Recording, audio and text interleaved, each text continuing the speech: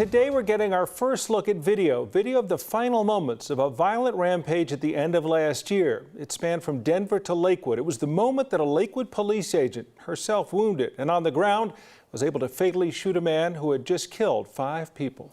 We do want to warn you, the video is graphic. It shows the moment Agent Ashley Ferris was shot and her heroic efforts to fire back from the ground, killing the suspect. 9 News reporter Steve Steger has been going through this video for us all afternoon.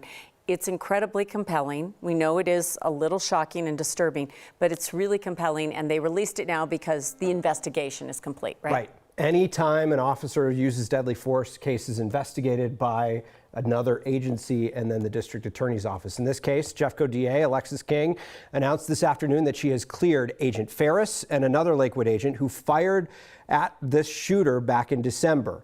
With all of the video released today, the most compelling is about a minute long from a halo camera when Agent Ashley Ferris, who's just been shot, is able to take out this shooter and end a murderous rampage. 832 on that Alaska and Vance. At 6:11 p.m., Lakewood agent Ashley Ferris is parked at the intersection of Alaska and Vance in the Belmar shopping area. At 6:12, a man walks toward her from the direction of the Hyatt House nearby. He's wearing a vest with the word police on it. Ferris interacts with him briefly. The report says she reaches her left hand towards him and told him, "Don't hurt other people, please." She sees he has a clip for a handgun in his hand. "Don't do this," Ferris says, according to the report. She starts to back away, draws her gun, tries to use the radio. She sees the shooter pull out a handgun. According to the report, the shooter says, "I'll show you what I'll do," and fires multiple shots at her. As she's falling, Ferris fires 7 shots at the shooter. And this is where we'll zoom the camera in on her. Dispatch, we're hearing shots fired. We're hearing shots fired. Lying on the ground, Ferris uses her radio. I told him hit. I'm hit. Alaska Vance, please hurry. I'm hit. Who was that? Who was that? That was Agent Ferris. Out of frame here, the shooter falls to the ground in front of Ferris's patrol car. But from the ground, Ferris told investigators she could still see him. She says he appears to be moving, potentially reloading. So on the ground, wounded, she reloads and fires 5 more shots. About 20 seconds later, another Lakewood agent pulls up, loads Ferris in his patrol car, and rushes her to the hospital. Great title. I got Ferris. I'm going to say it. Let him know to be ready for.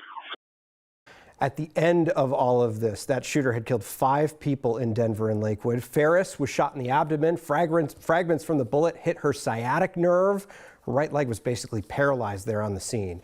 The recovery required 2 surgeries, 3 weeks at the hospital, but she is walking again, and we're told she's back at work. She's on light duty, working in the investigative unit for the Lakewood Police Department. Seeing this play out, it looks like a motion picture. We'd heard these stories, but seeing this video changes everything. Just take everyone back. It's the end of December. Everyone's gone through Christmas. This happens. The Marshall Fire followed it so quickly that in some ways this incident got caught up. But it was a terrible story of 5 murders and then the heroics of Ashley Ferris. 5 murders that appeared to be planned out by this shooter at the time. Going from Denver to Lakewood, not a lot of people in that moment knew what was going on. They heard that there were murders in Denver. Lakewood Police said that there was a shooting in Lakewood. So for Ashley Ferris, she is pulling up to this intersection, knowing that there had been murders in Denver, knowing that another Lakewood police agent had just engaged this shooter a few blocks away from her.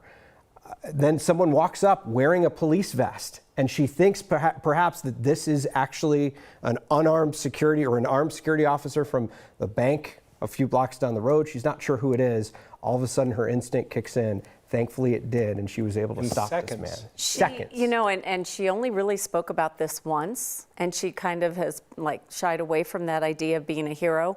But let's be honest, in the news as of late, in recent years, it's police making poor decisions, so often caught on video. This is just an example of unbelievable what she did and how close she was to this man and the choices she made and backed up.